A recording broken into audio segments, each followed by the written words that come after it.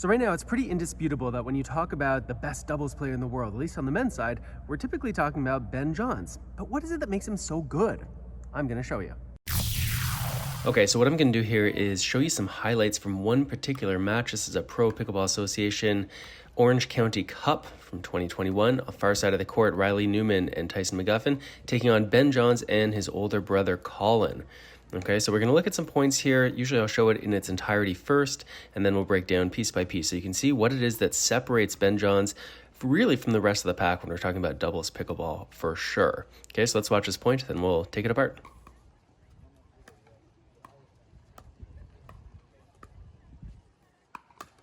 So one of the things about Ben Johns that I really like is how kind of unflashy he is.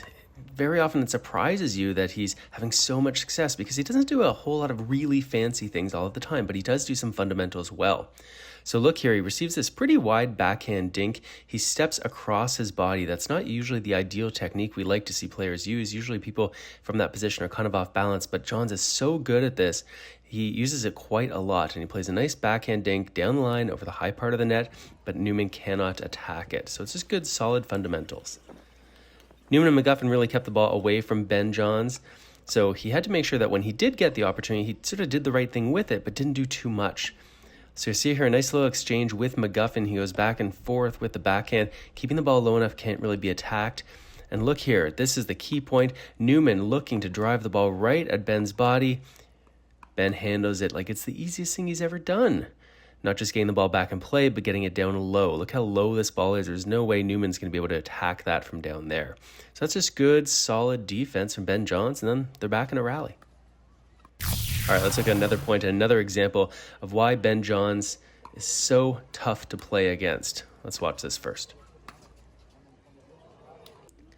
Okay, so notice how he returns down the line here. This is forcing McGuffin to make a choice. He knows that going cross-court is more favorable for the geometry of the court, lower net, longer distance, but he's trying to pick on Colin Johns, go down the line.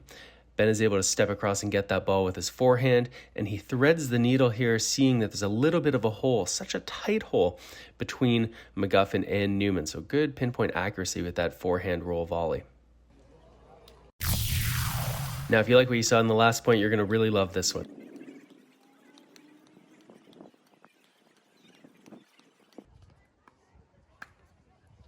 So again, we see Johns returning so that there has to be a down-the-line drop. If they want to keep it away from Ben, they're going to have to make a tough down-the-line drop toward Colin Johns, less favorable geometry. And look, Colin's able to get that ball above net height, keep McGuffin back. And that's thanks to the direction of that return. Now here, Ben is going to start to move the players around a little bit, move Newman and McGuffin, and you're going to see why that's so important in a second. So you see how he pulls Newman out wide here. Newman makes a good dink. There's no problem with that. Again, Ben, this time he is going to play to McGuffin. So a little bit of tit for tat here, go to one guy, then go to the other. Now you can see where Johns is. McGuffin's going to think, hey, there's some open room here on this cross court.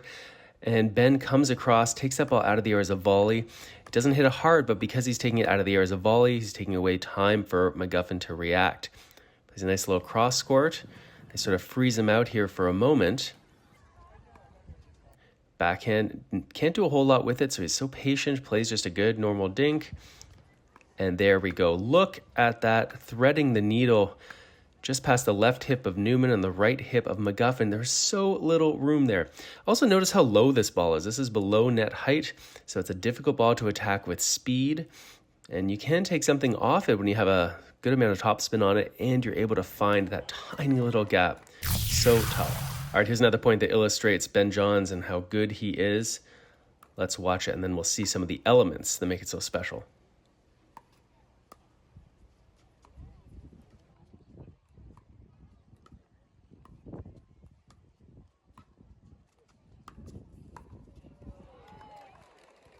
All right, in this point, Ben Johns serving.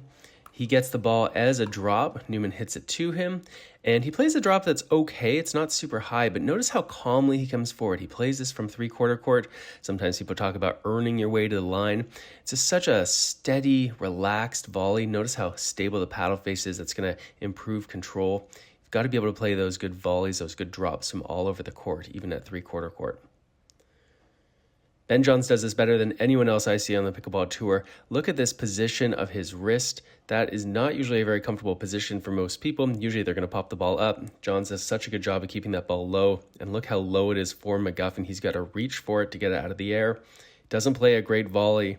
Goes back a little bit too wide. And Ben Johns is so astute when it comes to knowing when you can hit that around the post shot. That ATP lets that ball get out wide enough and doesn't hit it super hard, but hits it just close enough to the feet of Newman that he's not able to hang on. Nicely done.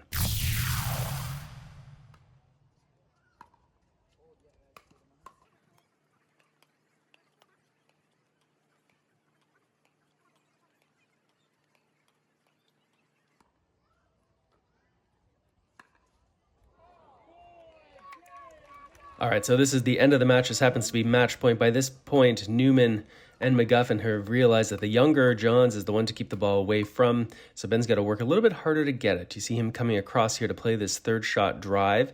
Again, not trying to win the point necessarily with that shot, but he's able to handcuff McGuffin a little bit, at least so that Tyson can't put the ball back with really any authority. Gets the ball back in play, that's fine, but can't do much damage with it. Now here we go, a nice low backhand volley. We talked about Ben being good when he's off balance or just stretching a little bit. Newman can't attack this ball because it gets low enough and it's slow enough. And then here we see a little bit of a keeping Ben Johns out of the play moment by McGuffin and Newman. This is so tough here to maintain your focus when you're not the one touching the ball. You've got to be ready for anything, and he is. Newman plays a really good shot. Look, it's right by the hip, on the right side, sort of shoulder height, I guess. And Ben is so quick to see that ball coming and then to get out of the way. Look at this position here. I mean, very often it's not what you're doing when you have the ball, it's what you're doing when you don't have the ball. And Ben Johns does such a good job of that. So tough to play against. He and brother Colin go on to defeat Newman and McGuffin.